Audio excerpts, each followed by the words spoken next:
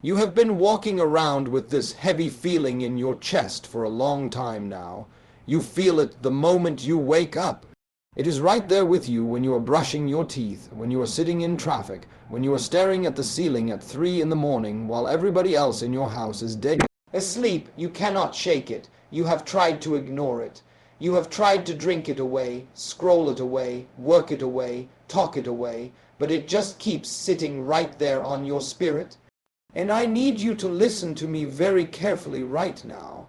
That thing you keep trying to bury, that idea, that pull, that nagging whisper that will not leave you alone, that is not a coincidence.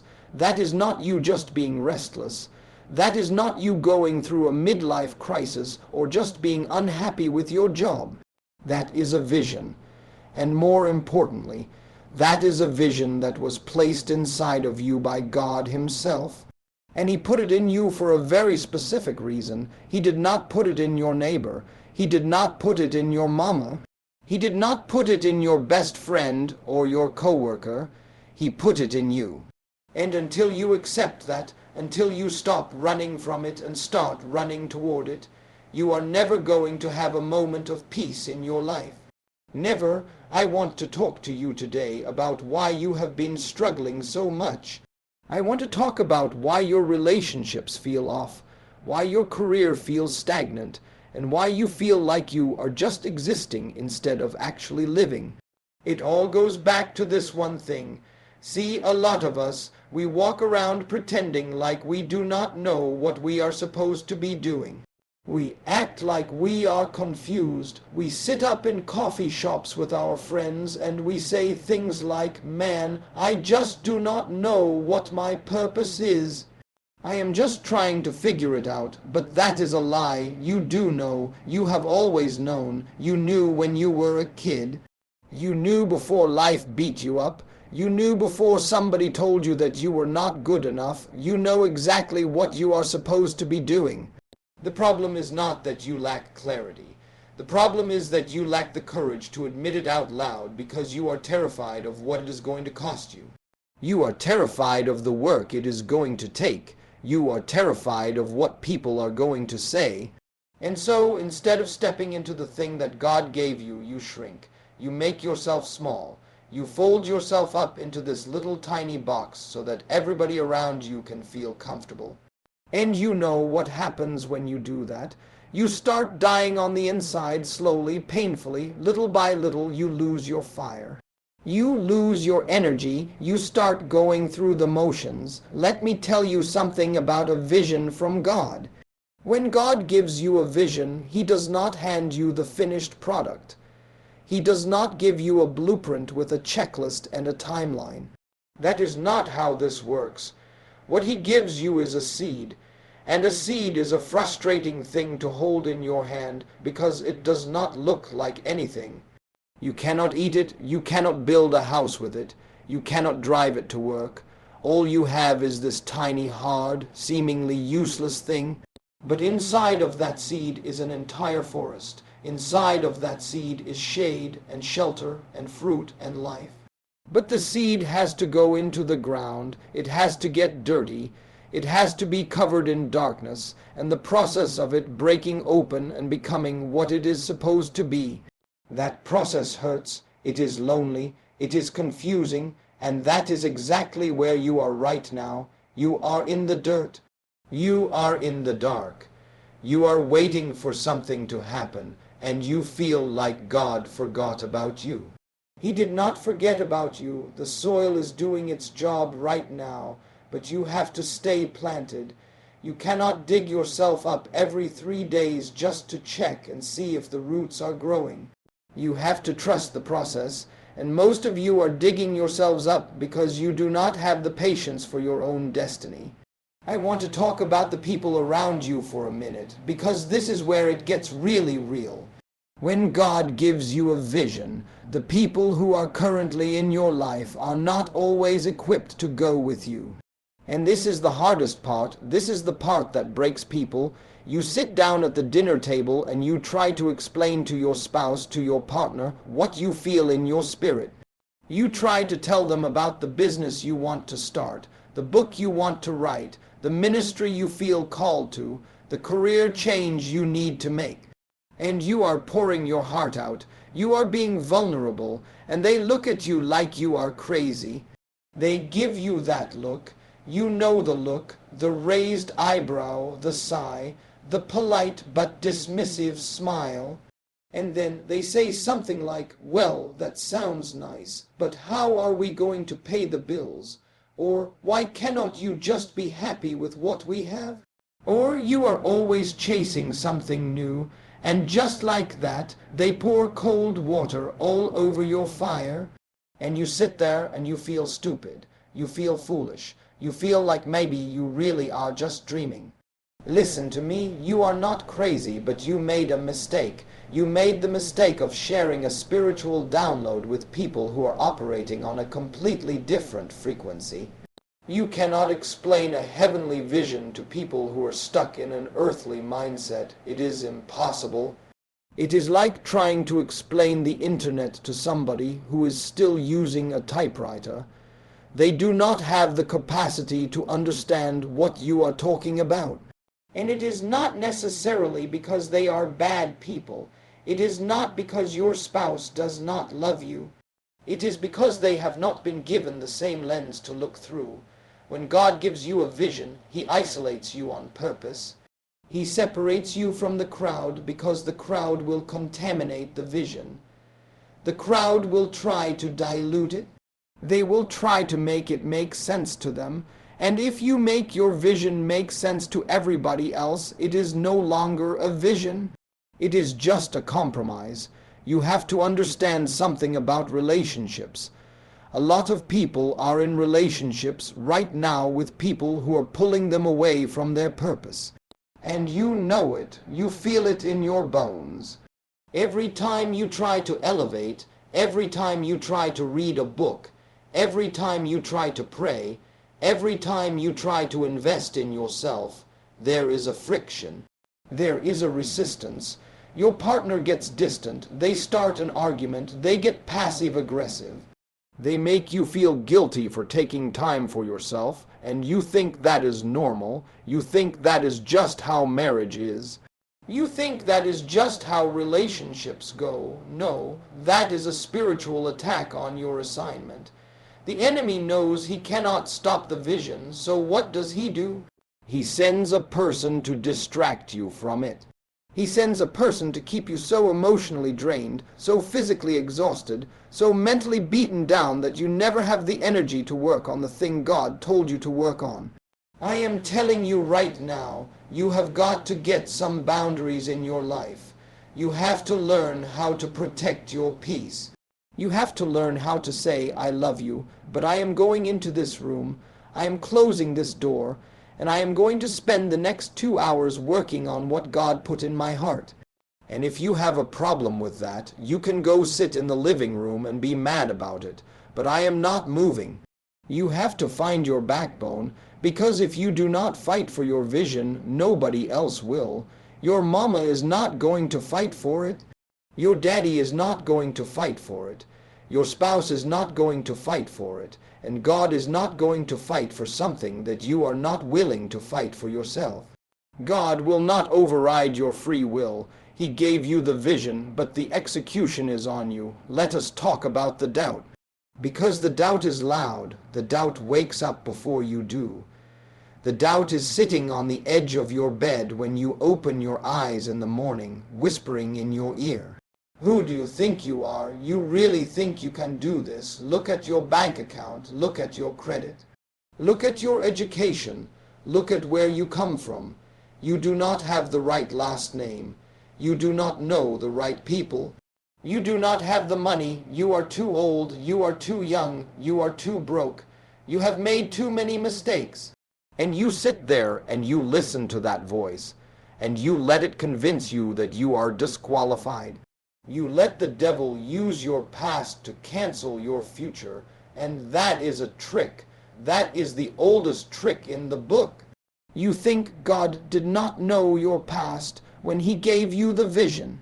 You think God was sitting up in heaven and He accidentally dropped the vision in your lap, and then He looked down and said, "Oh wait, I forgot about that mistake they made 10 years ago. Let me go get that back. No, God is omniscient. He knows everything about you.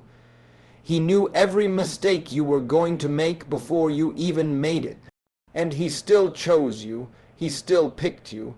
He still handed you the assignment, which means your past does not disqualify you. Your past is actually the very thing that qualifies you.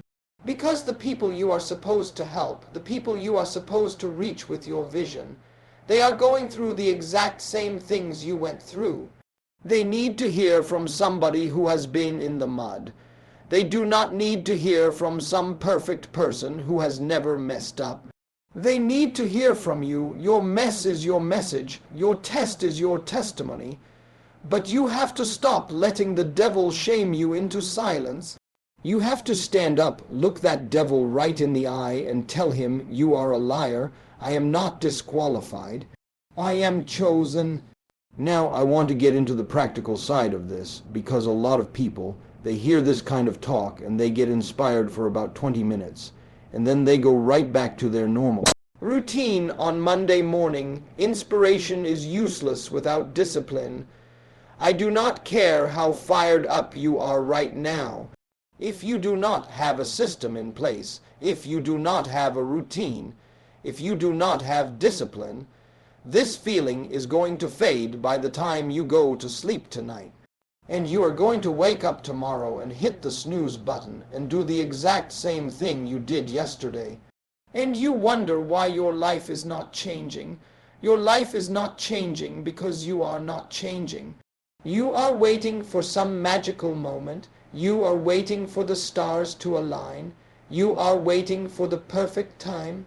Let me tell you something about the perfect time. The perfect time does not exist. There is no such thing as the perfect time. The only time you have is right now. You have to start where you are with what you have. Stop looking at the people on social media who look like they have it all figured out. Stop comparing your beginning to somebody else's middle. You do not know what it took for them to get there. You do not know what they sacrificed. You do not know what they went through behind closed doors. All you see is the highlight reel. And you are comparing your behind the scenes to their highlight reel. That is a formula for depression. You have to put your blinders on. You have to get so focused on your own lane that you do not even care what is happening in the next lane. You do not have the energy to worry about what somebody else is doing if you are truly working on your own vision. Let me paint a picture for you. It is 5 in the morning. Your alarm goes off. It is cold. The house is quiet. Everybody is wrapped up in blankets, warm and comfortable. And in that moment, you have a choice. You can hit snooze. You can roll over. You can tell yourself that you will do it tomorrow. Or you can put your feet on the cold floor. You can walk to the kitchen. You can make your coffee. You can sit down at that desk, or that kitchen table, or that little corner of the room that you set up, and you can work on your vision. In that moment, when you choose the cold floor over the warm bed, you are telling God that you are serious. You are telling the universe that you mean business, and nobody even knows about it. Nobody is clapping for you. Nobody is giving you a trophy. It is just you and God in the dark. But those are the moments that build empires. Those are the moments that change the trajectory of your bloodline. Discipline is doing what you do not want to do when you do not want to do it at the highest level of your ability. That is what separates the dreamers from the doers. Everybody has a dream. Everybody has an idea. The world is full of people sitting in coffee shops talking about what they are going to do. But the people who actually change the world are the ones who are willing to do the boring work. They are willing to make the calls that nobody wants to make. They are willing to send the emails that get ignored. They are willing to hear the word no 1,000 times just to get to that one yes. They are willing to fail in public. They are willing to look stupid. They are willing to be misunderstood. Are you willing to do that? Because if you are not willing to be misunderstood, you are not ready for the vision. If you are going to step into what God has for you, you have to make peace with the fact that some people are not going to understand you. Some people are going to talk about you. Some people are going to laugh at you. Some people are going to think you have lost your mind. And you have to get to a place where their opinion of you does not dictate your behavior. You have to get to a place where you are so anchored in what God told you that 100 people can tell you that you are wrong, and as long as you know you heard from God, you do not even blink. You do not flinch, because you understand that people who are walking in the flesh cannot understand people who are walking in the Spirit. It is two different worlds. I think about the stories of people in the Bible who were given visions. Think about Noah. God told Noah to build a boat, not a small boat, a massive boat, and God told him it was going to rain. Now you have to understand, at that time it had never rained before. The earth was watered from the ground up. Noah did not even know what rain was. So here is Noah, a grown man, spending years of his life, using up all his resources, building this giant boat in the middle of dry land. Can you imagine what his neighbors thought? Can you imagine the ridicule? Can you imagine the people walking by every single day, pointing and laughing? Hey Noah, building a boat, huh? It is a little dry out here for a boat, isn't it, Noah? You think it is going to rain. What is rain, Noah? And for years Noah took it. He took the mockery, he took the isolation, he took the sideways looks. He kept swinging that hammer, he kept gathering the wood. Why? Because he knew what he heard, he knew what God showed him. He did not understand it all, he did not have all the details, but he trusted the source, and that is what you have to do. You have to keep swinging your hammer. You have to keep writing those pages. You have to keep making those videos. You have to keep studying for that degree. You have to keep saving that money. You have to keep showing up to that job that you hate with a good attitude while you are building your exit strategy on the side. You have to keep planting those seeds because the rain is coming. The harvest is coming. But you cannot reap a harvest if you never planted a seed. And you cannot plant a seed if you are too worried about what the neighbors think about your dirt. I need to talk to somebody specifically right now who is in a relationship that is draining your vision. You love this person, I know you do, you have history with them, you have been together for years, but you are slowly realizing that they are an anchor. They are not a sail, they are not helping you fly. They are keeping you grounded, and it breaks your heart.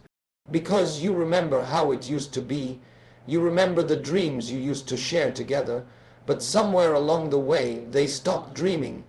And now they expect you to stop dreaming too. They want you to settle. They want you to be comfortable.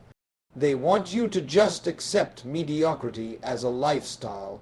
And every time you try to rise, they pull you back down. You have to make a hard decision.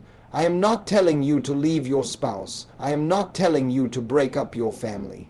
That is not what I am saying at all. What I am saying is that you have to have a serious sit-down grown folk conversation. You have to look them in the eye and say, I love you, but I cannot shrink myself anymore to make you comfortable. I am dying inside, and I have to live.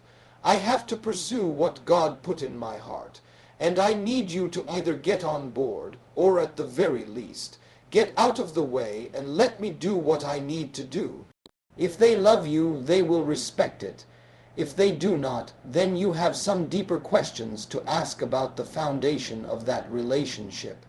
Because a relationship that requires you to abandon your purpose to keep it together is not a relationship. That is a prison. You were not put on this earth to be somebody's roommate.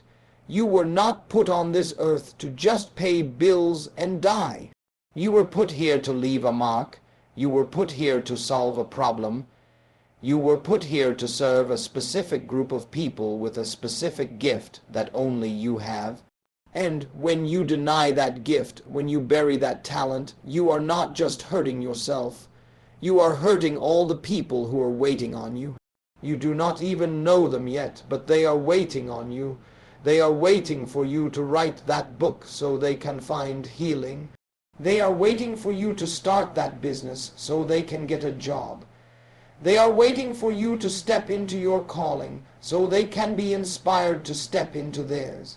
Your obedience to your vision is tied to somebody else's breakthrough. You think this is just about you. It is not just about you. This is about generations. This is about legacy. This is about your kids and your grandkids and your great-grandkids watching you and learning that they do not have to settle.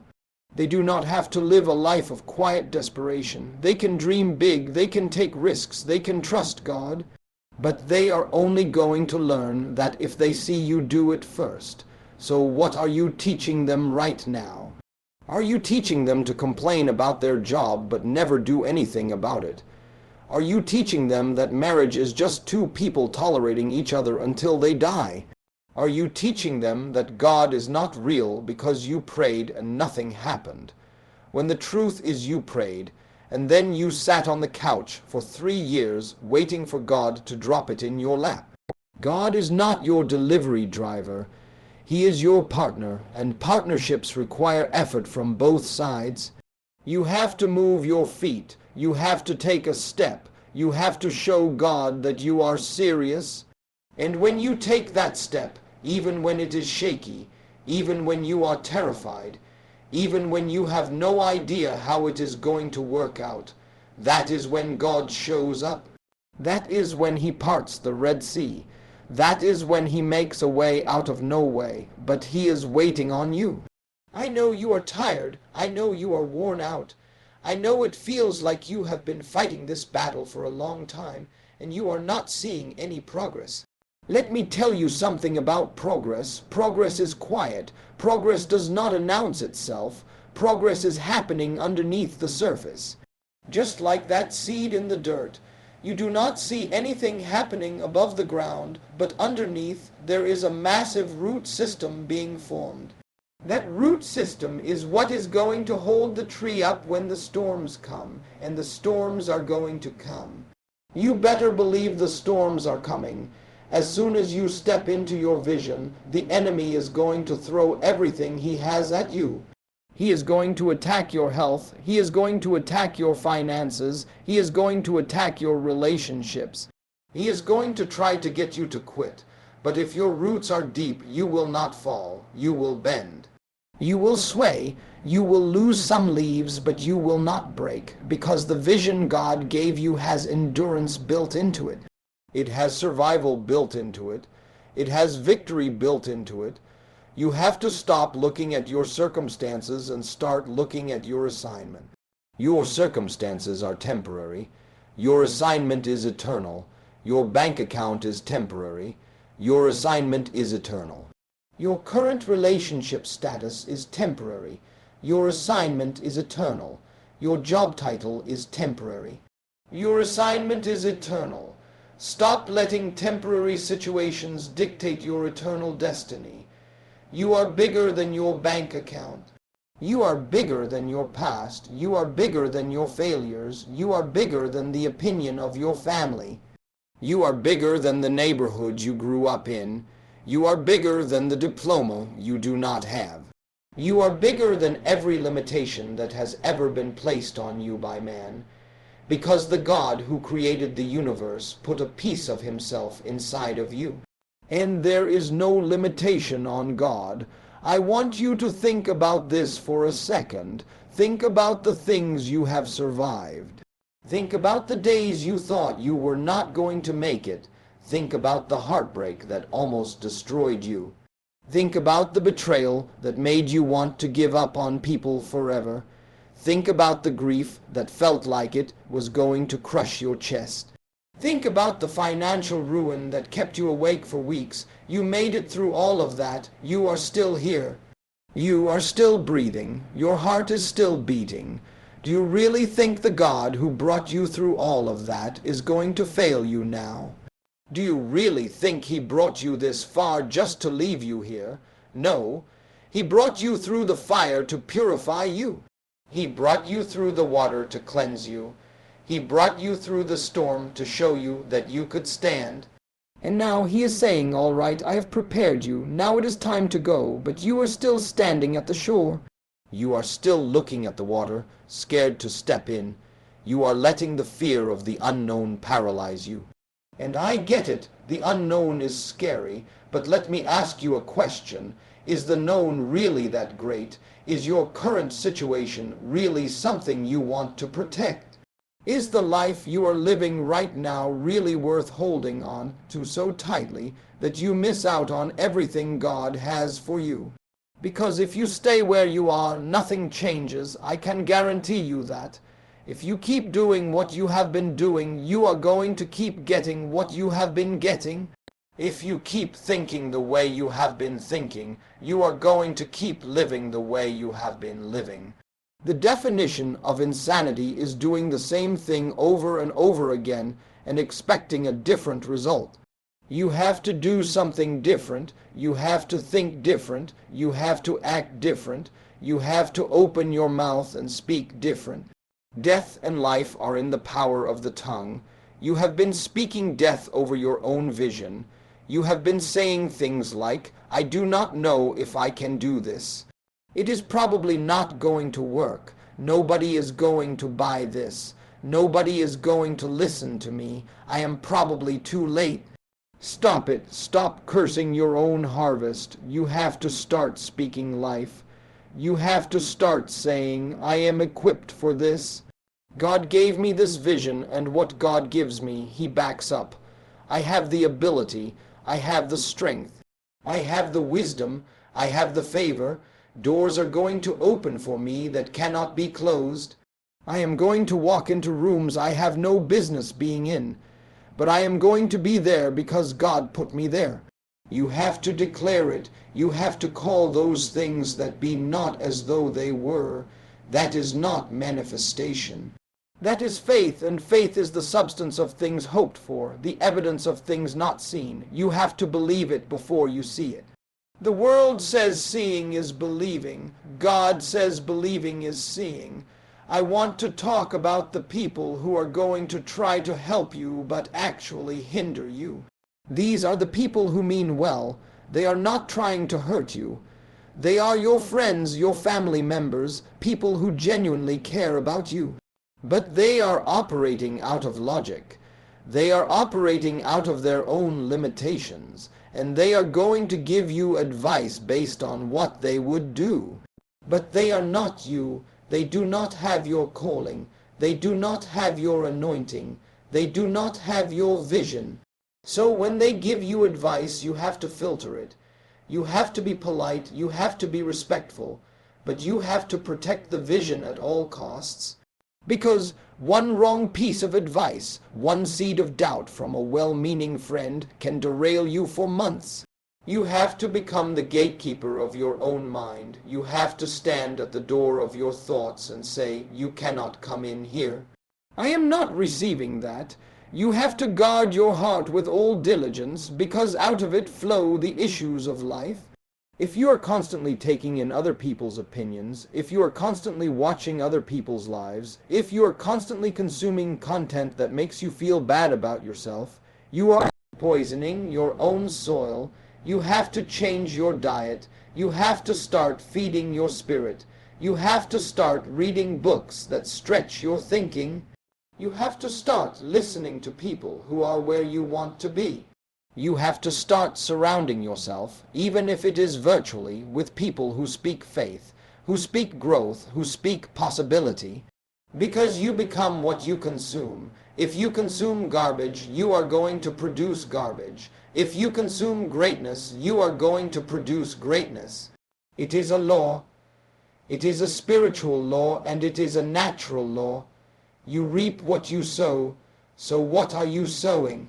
Are you sowing hours of mindless scrolling into the soil of your mind? Are you sowing gossip and complaining into the soil of your spirit? Because if you are, do not be surprised when your life produces thorns. Do not be surprised when your relationships are full of drama. Do not be surprised when your career is stagnant. You have to start planting good seeds. You have to start planting seeds of faith, seeds of discipline, seeds of hard work, seeds of gratitude, seeds of forgiveness. You have to till the soil of your own heart and get rid of the rocks and the weeds that have been growing in there for years. And that is painful. Pulling weeds hurts. It requires you to confront things about yourself that you do not want to confront. It requires you to forgive people who do not deserve to be forgiven. It requires you to let go of grudges that you have been holding onto like a security blanket. But you cannot hold onto a grudge and hold onto your future at the same time. You have to drop the weight. You have to let it go. Forgiveness is not for them. It is for you. Unforgiveness is like drinking poison and expecting the other person to die. It is only hurting you. It is only blocking your blessing. It is only keeping you chained to a past that God is trying to set you free from. You have to forgive your parents for what they did not give you. You have to forgive your ex for what they took from you. You have to forgive your boss for passing you over. You have to forgive yourself for the mistakes you made. You have to let it all go, because the vision requires too much energy for you to be carrying around all that heavy baggage. You are trying to run a marathon with a backpack full of rocks. Take the rocks out, drop them right here. You do not need them anymore. Listen to me. God is getting ready to do something in your life that is going to shock everybody, including you. He is getting ready to open doors that you did not even knock on. He is getting ready to connect you with people that you had no way of connecting with on your own. He's getting ready to shift things in your favor so fast that your head is going to spin. But he is waiting. He is waiting on you to make a move. He is waiting on you to take that first step. He is waiting on you to stop talking about it and start doing it. He is waiting on you to stop asking for signs and start using your faith. He is waiting on you to stop being afraid of failing and start being afraid of never trying. What is the worst that could happen? You fail, so what? You fail and you get back up and you try again. You fail and you learn a lesson and you adjust and you come back stronger. The only true failure in life is the failure to try. The only true failure is dying with your vision still inside of you. That is the tragedy, not failing. Not losing money, not getting embarrassed. The tragedy is a person who had the cure for a disease but was too afraid to share it. The tragedy is a person who had a song in their heart but was too afraid to sing it. The tragedy is a person who had a business that could have employed 100 people but was too afraid to start it. Do not let your life be a tragedy. Let your life be a testimony. I need you to make a decision right now. Not tomorrow, not next week, not on January 1st, right now, in this moment. I need you to decide that you are going to stop playing small. I need you to decide that you are going to stop letting people who do not have a vision talk you out of yours. I need you to decide that you are going to get up early tomorrow morning and you are going to work on your dream. I need you to decide that you are going to stop scrolling and start studying. I need you to decide that you are going to stop complaining and start creating. I need you to decide that you are going to honor the gift that God put inside of you by actually using it. It is disrespectful to the Creator to walk around with a gift and never open it. Imagine if somebody gave you $1 million and you just put it in a drawer and never used it. They would be offended. They would say, "What is wrong with you? I gave you this incredible gift and you just ignored it." God gave you something worth more than $1 million. He gave you a piece of His divine purpose. and you have got it shoved in a drawer somewhere, covered up with fear and doubt and other people's opinions. Pull it out, dust it off, open it up, and start using it, imperfectly, messily, fearfully, but use it. The world does not need another person who is just doing enough to get by. The world does not need another person who is just going through the motions. The world is full of mediocre people doing mediocre things. The world is dying for people who are alive. The world is desperate for people who have a fire in their belly. The world needs you to be who God called you to be, not who your parents wanted you to be, not who your teacher said you could be, not who society told you that you are allowed to be. Who God called you to be. There is a greatness inside of you that you have not even tapped into yet. There is a level of success, of peace, of joy, of fulfillment that you cannot even comprehend right now because you have been living in the shallow end of life for so long. God is inviting you into the deep end. He is inviting you to swim in waters you have never been in before. It is going to be overwhelming at first. It is going to be scary. But once you get out there, once you feel the freedom, once you realize that you are not going to drown because the one who calmed the sea is right there with you, you are never going to want to go back to the shallow end again. You are never going to want to go back to playing it safe. You are never going to want to go back to being comfortable and miserable at the same time. So I am going to leave you with this. The vision God gave you is yours for a reason. It belongs to you. Nobody else can execute it like you can. Nobody else has your exact blend of pain and experience and talent and passion. Nobody else can reach the specific people you were put on this earth to reach. If you do not do it, it will not get done. That is how important you are. That is how valuable you are to the kingdom. That is how critical your obedience is. So stop looking around at everybody else. Stop worrying about the competition. Stop worrying about the noise.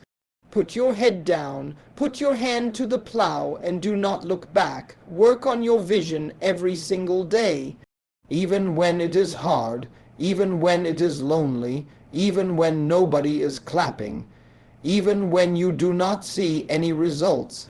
Keep working, keep believing, keep praying, keep pushing, because the day is coming when you are going to look around, and the seed that you planted in the dark is going to be a massive tree, providing shade and fruit and life to everybody around you. And on that day, you are going to stand there, and you are going to know with every fiber of your being that you did what you were put here to do. And there is no feeling in this world that can compare to that. No amount of money, no amount of fame, no amount of approval from people. Nothing compares to the feeling of knowing you fulfilled your God-given purpose. So, go fulfill it. It is yours. Now go get it.